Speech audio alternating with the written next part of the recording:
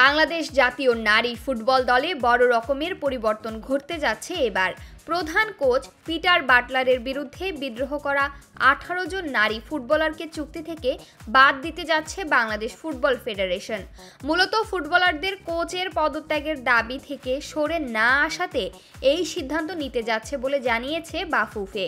পাশাপাশি যুবাদের নিয়ে আসন্ন সংযুক্ত আরব আমিরাত সফরের বিষয়ে মনোযোগ দিচ্ছে ফেডারেশন।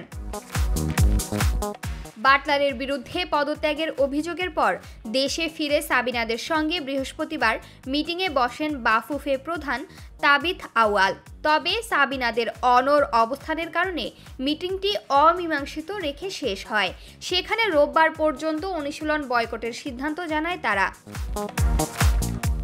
এই কারণে সমাধানের কোনো পথ না পেয়ে অবশেষে বাটলারের অধীনে অনুশীলন করা 37 জন খেলোয়াড়ের উপর মনোযোগ দিচ্ছে বাফুফে। সেখানে তাদের মধ্যে কয়েকজনের সঙ্গে নতুন চুক্তি করেছে বাফুফে। তবে সেই চুক্তিতে নেই বাটলারকে বয়কট করা কোনো খেলোয়াড়ের নাম। 4টি বেতন ক্যাটাগরিতে নারী দলের মোট 30 জন নারী ফুটবল খেলোয়াড় বাফুফের কেন্দ্রীয় চুক্তিতে ছিলেন, যার মেয়াদ গেল বছরের অক্টোবরে শেষ হয়েছে। ওই 30 জনের মধ্যে 12 জন বর্তমানে বাটলারের অধীনে বাফুফের ট্রেনিং ক্যাম্পে আছেন, আর বয়সভিত্তিক দলের বাকি 25 জন বাফুফের চুক্তিতে নেই।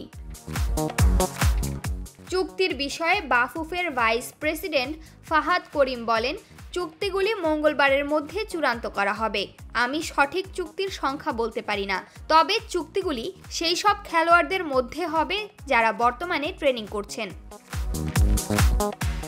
এ সময় তিনি আরও বলেন, সভাপতি বৃহস্পতিবার তাদের ট্রেনিংয়ে যোগ দেওয়ার জন্য অনুরোধ করেছিলেন এবং শনিবার পর্যন্ত অপেক্ষা করেছিলেন। যেহেতু তারা যোগ দেয়নি, তিনি বলেছিলেন, চলুন তাদের ছাড়াই এগিয়ে চলা যাক। ফুটবল থামানো যাবে না। যদি তারা কখনো যোগ দিতে চায় তবে তাদের স্বাগতম। চলতি মাসে 24 ফেব্রুয়ারি আরব আমিরাত সফরে যাওয়ার কথা রয়েছে বাংলাদেশ নারী দলের, যেখানে 26 ফেব্রুয়ারি এবং 2 মার্চ দুটি আন্তর্জাতিক প্রীতি ম্যাচ খেলবে বাংলাদেশের মেয়েরা। সেখানে 23 সদস্যের সফরকারী দলটি অনুশীলনে যোগ দেওয়া 37 জন খেলোয়াড়ের মধ্য থেকে গঠন করা হবে, এমন ইঙ্গিত দিয়েছেন বাফুফে সহসভাপতি।